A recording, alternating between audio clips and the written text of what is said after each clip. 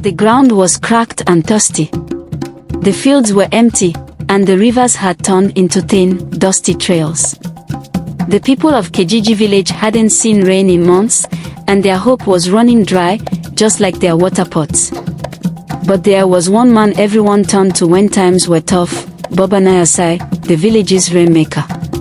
He was an old man, with hair as white as the clouds they longed to see and a voice that carried wisdom like the wind.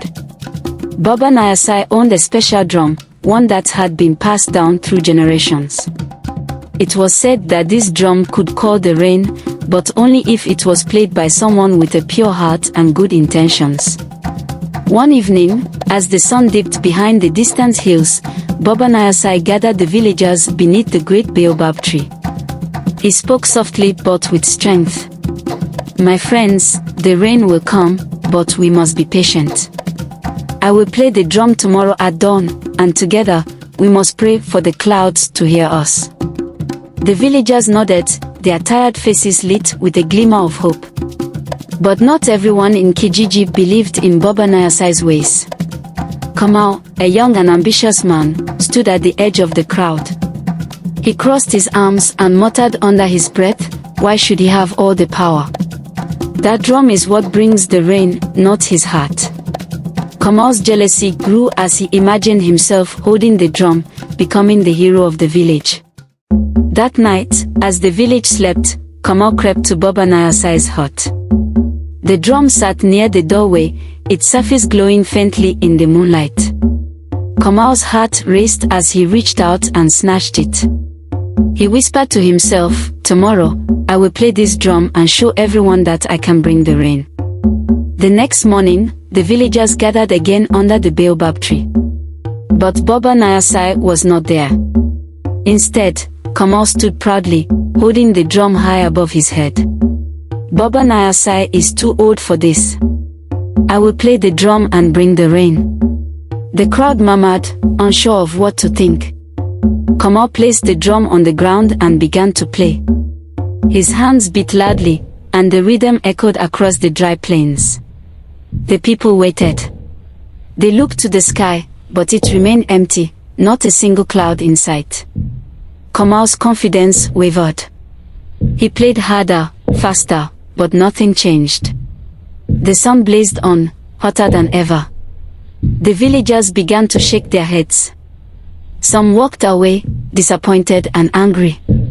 Baba Nayasai appeared at the edge of the crowd, his face calm but firm. "Kamau," he said, his voice carrying above the drum beats, "why have you taken what is not yours?" Kamau stopped playing and stammered, I thought the drum was the secret to the rain. I wanted to help the village." Baba Nayasai stepped forward and placed a hand on the drum. "The drum is only a tool. Its power comes from the heart of the one who plays it. Greed and pride cannot call the rain. Only honesty and love can." Kamau's shoulders slumped. He looked at the villagers, their faces filled with disappointment. He handed the drum back to Baba Nayasai. "I'm sorry," he whispered. Baba Nayasai nodded. "It's not too late to learn, Kamau.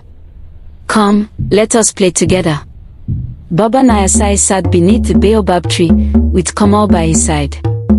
Together, they began to play the drum.